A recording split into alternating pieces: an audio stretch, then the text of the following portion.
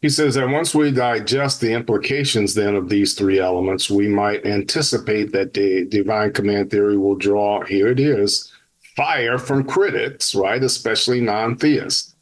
And so at the center of these criticisms is what has come to be known as the Euthyphro Dilemma. Yeah.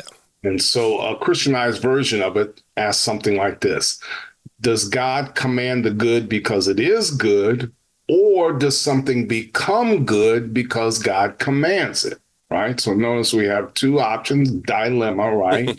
And the reason they're dilemmas is because it seems like we only have these two options, and neither of these two options are good, at least in terms of what theists believe, right? Mm. The first option says that God's commands point to the good, which then implies that some moral standard exists independently of God. So here's the standard, and God has to look to the standard to determine what good is, right? Now, of course, this view is in tension with the divine command theory. The second option says that good things are good because God makes them so. So anything that God, decides at a whim becomes good, right? And this seems to make it possible for God to have made anything. Torturing children, right, seem to be the favorite example he tells us. Morally honorable. The arbitrariness problem, right? This is called the arbitrariness of the objection. And to drain the word good of meaning, right? The vacuity or emptiness problem, right? And so since good simply means God commanded, well, what is good? It's what God commands. Or what does God command? God commands good. And so we have kind of a circular, emptiness problem. Right. And in our interview with Mitch Stokes, who wrote the book How to Be an Atheist, he actually tackles one of these horns for Euthro's Dilemma, and says that the horn isn't as pointy as what Euthro makes it out to be. So Yeah. I'll leave a link for that short clip in the description below. All right, so responses to these challenges usually take us to the metaphysics. Hey, we like the metaphysics. We're comfortable there.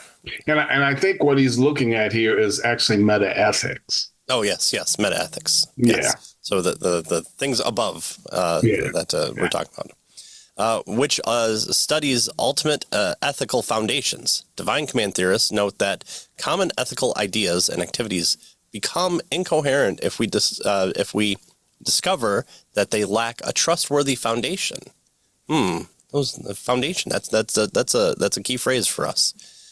For example, most individual theists and non-theists agree that keeping promises is a basic moral rule, and that this and other ethical principles are objective and obligatory rather than culturally dependent, optional, or invented.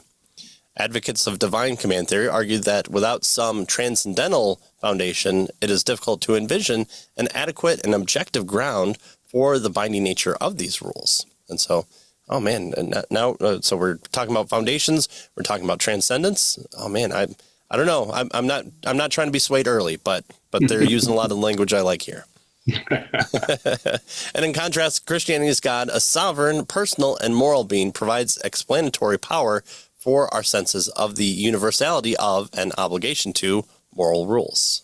Right. So the idea here is that when you begin to challenge the divine command theory, the theist kind of turns the argument around, right? How can we have ethics if there is no God?